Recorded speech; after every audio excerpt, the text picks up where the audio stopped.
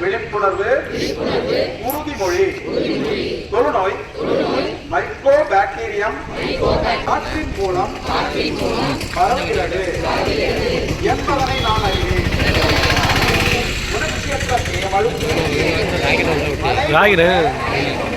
கண்டறிந்தால் உடன் அவர்களை அருகில் உள்ள அரசு ஆரம்ப சுகாதார நிலையங்கள் அல்லது அரசு மருத்துவமனைகளுக்கு